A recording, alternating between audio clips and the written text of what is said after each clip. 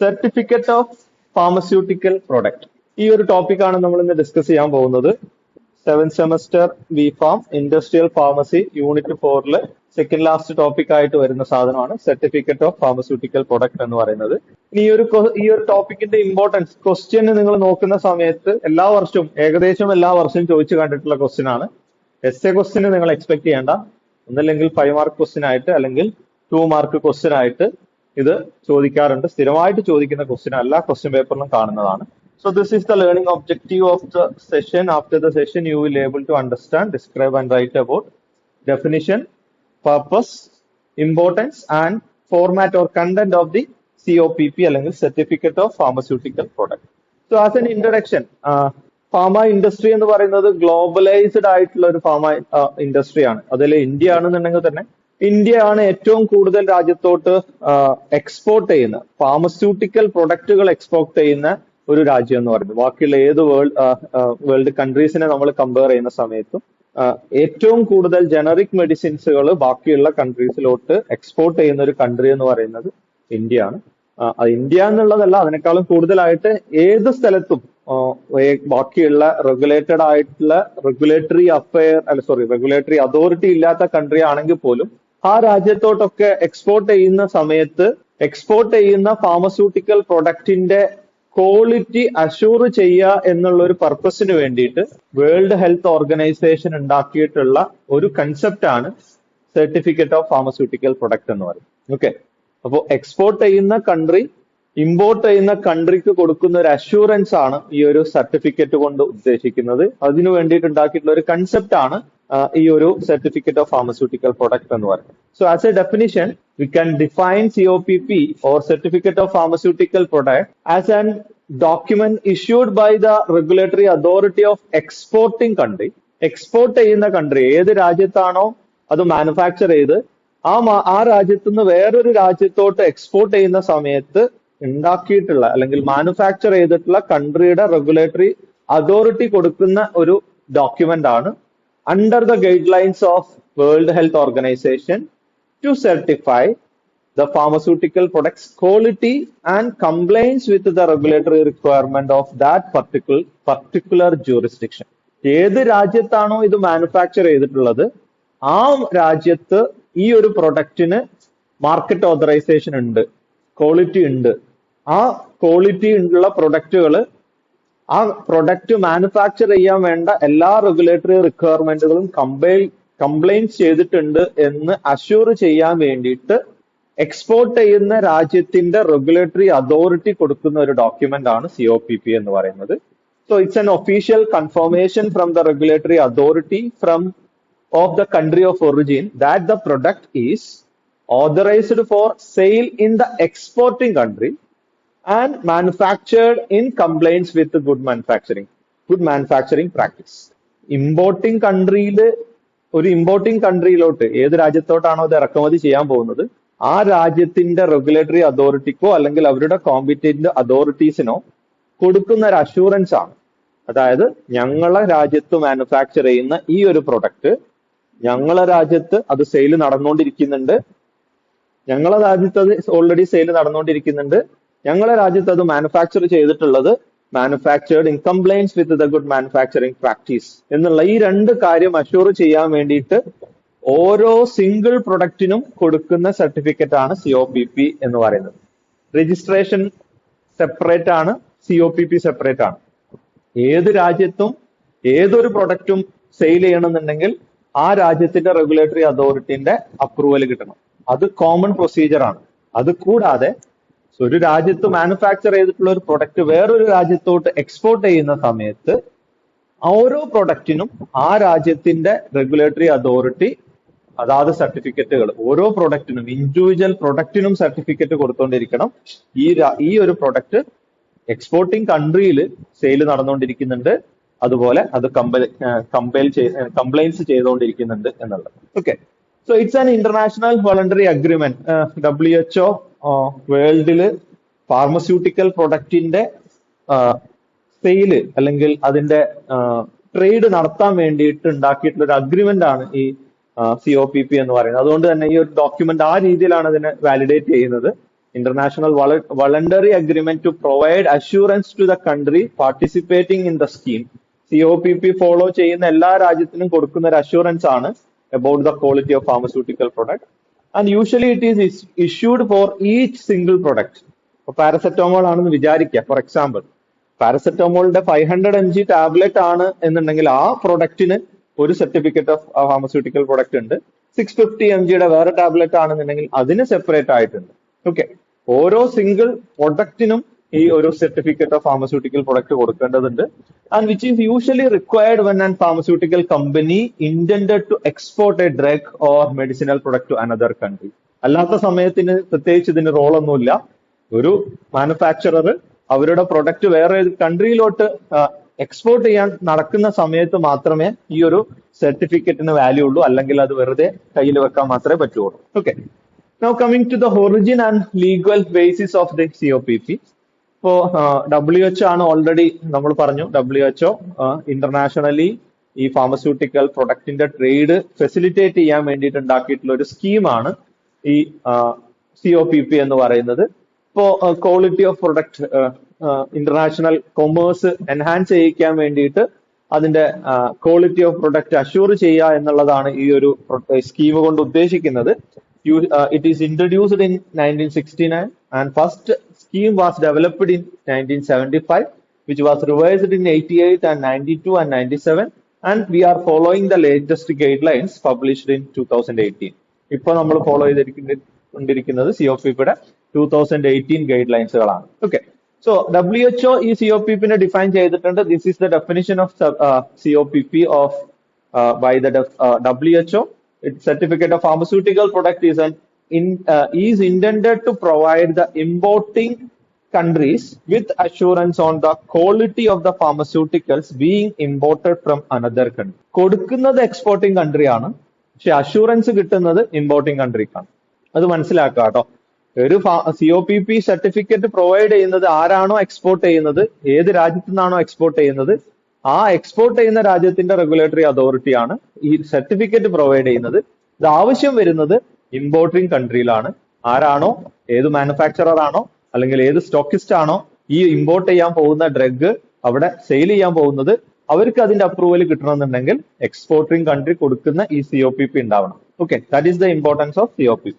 So this is the COPP importance. Already പറഞ്ഞു. It will play critical role in the international trade of pharmaceutical products, particularly for the drug registration in the importing country. It is required in the importing country.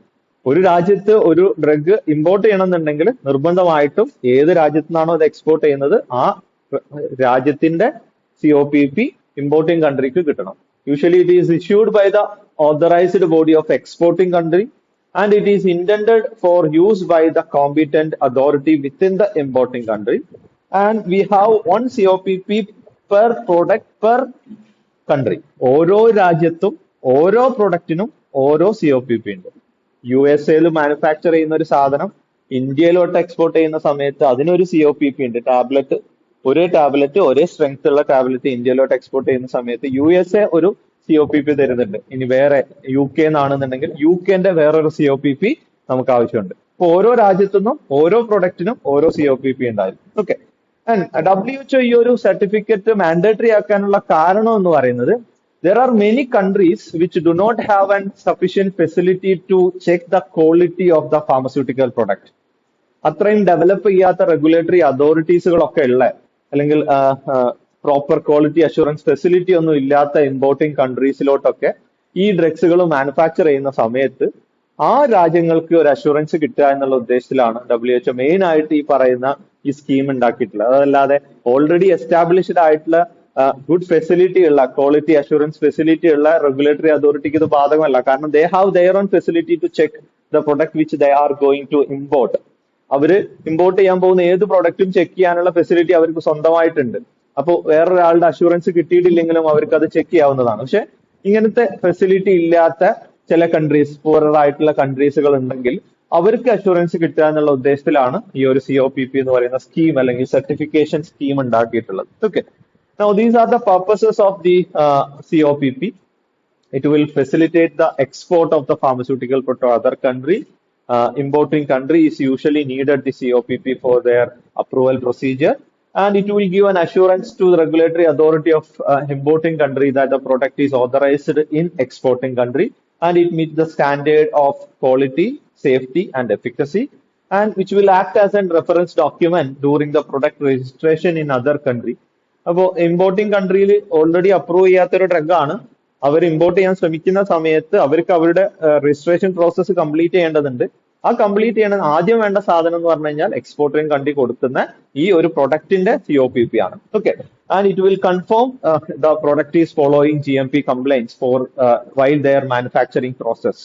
ഈ exporting കൺട്രിയിൽ ഇത് manufacture ചെയ്യുന്ന സമയത്ത് പോലും ഇത് good manufacturing practice ഗൈഡ് ലൈൻസുകളൊക്കെ follow ചെയ്തിട്ടുണ്ട് എന്നുള്ളതാണ്.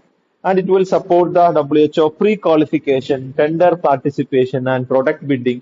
ഇപ്പോൾ പലപ്പോഴും WHO എയ്ഡുകളൊക്കെ കൊടുക്കുന്ന സമയത്ത് ചില സമയത്ത് എന്താ പറയാ നമ്മള് ട്രാജഡീസുകളൊക്കെ ഉണ്ടാകുന്ന സമയത്ത് അല്ലെങ്കിൽ കലാമിറ്റീസ്, നാച്ചുറൽ കലാമിറ്റീസുകളൊക്കെ ഉണ്ടാകുന്ന സമയത്ത് WHO ആണ് കൂടുതലായിട്ടും മെഡിസിൻ പ്രൊവൈഡ് ചെയ്യുന്ന ആൾക്കാർ. അപ്പോൾ ഇങ്ങനെയുള്ള പ്രൊവൈഡ് ചെയ്യുന്ന സമയത്ത് പല കമ്പനികളും അത് ഫ്രീ ആയിട്ടൊന്നും അല്ല കമ്പനികൾ കൊടുക്കുന്നുണ്ടാവുക, ഏറ്റവും ലോവസ്റ്റ് മാർജിനിലൊക്കെ ആയിരിക്കും. അവരുടെ പ്രീ ക്വാളിഫിക്കേഷൻ പാസ് ചെയ്യാൻ വേണ്ടിയിട്ടും അതുപോലെ അവരുടെ ടെൻഡറിൽ പാർട്ടിസിപ്പേറ്റ് ചെയ്യാൻ വേണ്ടിയിട്ടും പ്രൊഡക്റ്റ് ബിഡിങ്ങിന്റെ സമയത്തൊക്കെ ഇത് യൂസ് ചെയ്യുന്നുണ്ട്. Okay, so these are the purposes of COPP. Now coming to the issuing authority. So we are dealing with the regulatory requirement in Indian scenario in Unit 4. So ഇന്ത്യയിൽ ഈ COPP provide ചെയ്യുന്ന regulatory authority എന്ന് പറഞ്ഞാൽ നമ്മൾ already discuss ചെയ്തിട്ടുള്ള CDSCO ആണ്. So ഇതിന് ഒരു പ്രൊസീജിയർ ഉണ്ട്. ഇപ്പോൾ അത് ഓൺലൈൻ ആയിട്ടാണ് നടക്കുന്നത്. So this is the procedure. So first one is application submission via Sugam portal. That is the online interface of CDSCO. CDSCOയുടെ ഓൺലൈൻ ഇന്റർഫേസ് എന്ന് പറയുന്നത് സുഗം എന്ന് പറയുന്ന പോർട്ടലാണ്. അതുവഴി ഓരോ പ്രൊഡക്റ്റിനും അതിന്റെ അപ്ലിക്കേഷൻ അപ്ലൈ ചെയ്യുക എന്നുള്ളത്. So after the application CDSCO will give some kind of date for inspection of their facility. അപ്പോൾ CDSCOയുടെ സ്റ്റേറ്റോ അല്ലെങ്കിൽ സെന്ററിൽ നിന്നുള്ള ആരെങ്കിലും റെസ്പെക്റ്റീവ് ആയിട്ടുള്ള അതോറിറ്റീസുകൾ GMP ഇൻസ്പെക്ഷൻ നടക്കും, മാനുഫാക്ചറിംഗ് ഫെസിലിറ്റിയിൽ ഇൻസ്പെക്ഷൻ നടക്കും. ആദ്യം അതാണ് ചെയ്യുക. അതിനുശേഷം they will review the product dossier. അവർക്ക് ഓൾറെഡി അപ്രൂവ് ചെയ്തിട്ടുള്ള ഇത് മാർക്കറ്റ് ചെയ്യാൻ വേണ്ടിയിട്ട് ഇന്ത്യയിൽ സെയിൽ ചെയ്യാൻ വേണ്ടി ഓൾറെഡി അവർക്ക് അപ്രൂവൽ കിട്ടിയിട്ടുണ്ടാവും. So they will check their manufacturing licence, they will check their product specification and they will check their labelling and packaging insert which is attached with the pharmaceutical product. So after successful reviewing of the product review, the verification of product registration status in India also will be verified, and then they will issue the COPP by CDSCO as per the WHO guideline by zonal or subzonal office on behalf of Drug Controller General of India. Drug Controller General of India ആണ് ഇത് provide ചെയ്യാന്ന് വിചാരിക്കരുത്. On behalf of Drug Controller General of India, subzonal ഓഫീസോ zonal ഓഫീസോ ഒക്കെ ആയിരിക്കും respective ജൂറിസ്ഡിക്ഷനിലുള്ള സ്ഥലങ്ങൾ ഇൻസ്പെക്ട് ചെയ്യുന്നതും ഡോക്യുമെന്റ് വെരിഫൈ ചെയ്യുന്നതും ഡ്രഗ് കൺട്രോളർ ജനറൽ ഓഫ് ഇന്ത്യയുടെ ബിഹാഫിൽ ഇതിന്റെ COPP ഇഷ്യൂ ചെയ്യുന്നതും ആയിട്ടുള്ള അതോറിറ്റി എന്ന് പറയുന്നത്. Okay, now what is the validity and scope of this COPP which is issued by the CDSCO? CDSCO provide ചെയ്യുന്ന സാധനത്തിന് യൂഷ്വലി 2 year ആണ് അതിന്റെ വാലിഡിറ്റി എന്ന് പറയുന്നത്. സോ അതിൻ്റെ ഉള്ളിൽ അവർ എക്സ്പോർട്ട് നടന്നിരിക്കണം. ഈ പറയുന്ന സാധനം വെച്ച് എക്സ്പോർട്ട് നടന്ന് ഇമ്പോർട്ടിംഗ് കൺട്രിയിൽ അത് അപ്രൂവ് ആയിട്ടുള്ള പ്രൊസീജിയറുകൾ നടന്നിരിക്കണം. അത് റെഗുലേറ്ററി അപ്ഡേറ്റ്സിനനുസരിച്ച് മാറാനുള്ള ചാൻസസുകൾ ഉണ്ട് depending on the product also. And scope, each product has to get their own COPP in each country. ഓരോ പ്രൊഡക്റ്റിനും അതാത് കൺട്രിയിൽ ഓരോ COPP കിട്ടേണ്ടതുണ്ട്, which is usually used in regulated market like Latin America, African and Asians, and as well as semi-regulated market for drug approval and tenders. Now coming to the structure, ഇതൊരു question ആയിട്ട് 2 mark question ആയിട്ട് കണ്ടിട്ടുള്ളതാണ്. എന്തൊക്കെയാണ് ഇതിലുള്ള ഒരു format അല്ലെങ്കിൽ structure എന്നുള്ളത്. നിർബന്ധമായിട്ടും COPP ഇഷ്യൂ ചെയ്യുന്ന സമയത്ത് ഇത്രയും ഡീറ്റെയിൽസുകളായിരിക്കണം അതിലുണ്ടാവേണ്ടത്. So first one is importing country, second one is exporting country, name of the product, എന്താണ്, ടാബ്ലറ്റ് ആണോ ക്യാപ്സ്യൂൾ ആണോ, എന്താണ് അതിന്റെ ബ്രാൻഡ് നെയിം ഉണ്ടെങ്കിൽ ബ്രാൻഡ് നെയിം ആയിരിക്കും യൂഷ്വലി യൂസ് ചെയ്യുക. Then their dosage form and their composition, അതിലാണ് സ്പെസിഫൈ ചെയ്യുന്നുണ്ടാവുക. ടാബ്ലറ്റ് ആണ്, ക്യാപ്സ്യൂൾ ആണ്, each 500 mg capsule containing this much amount of dash dash dash, അതെന്താന്ന് വെച്ച് കഴിഞ്ഞാൽ അതുണ്ടാവും.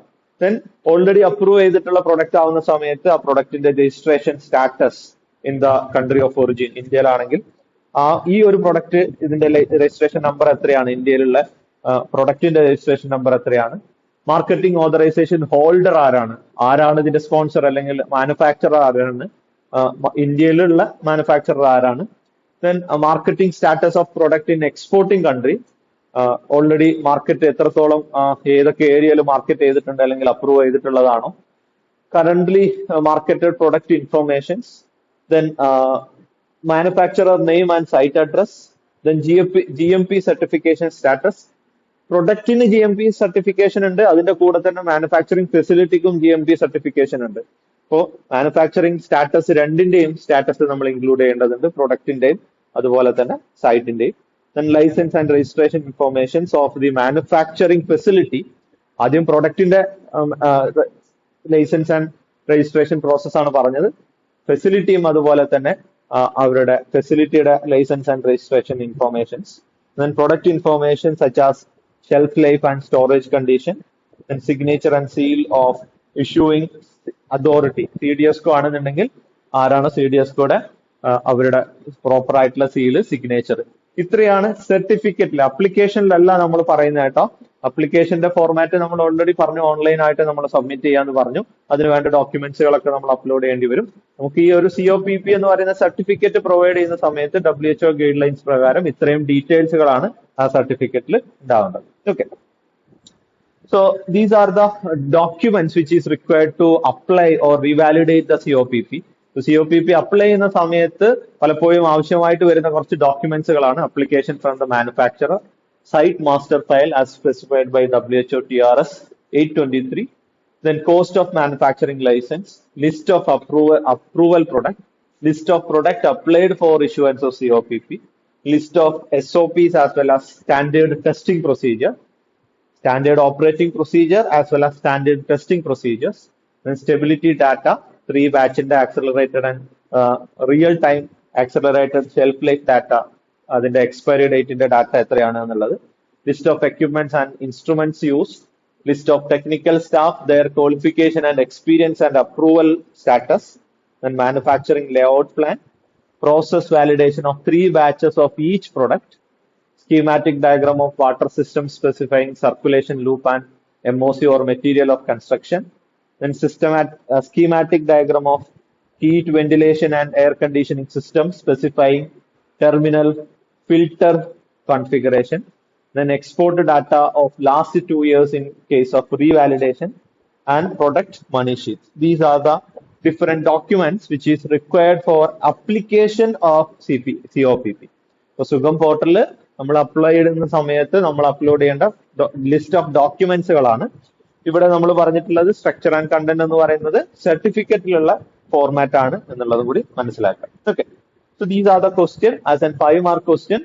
Explain the certificate of pharmaceutical products. So you have to write the definition, purposes as well as importance as well as content അല്ലെങ്കിൽ format and required documents which is required, and answer briefly, define COPP, briefly explain COPP, format of COPP. ഇതൊക്കെയാണ് 2-mark question ആയിട്ട് കണ്ടിട്ടുള്ളത്. These are the some of the references for certificate of pharmaceutical products. That's all about the certificate of pharmaceutical product അല്ലെങ്കിൽ COPP എന്ന് പറയുന്നത്.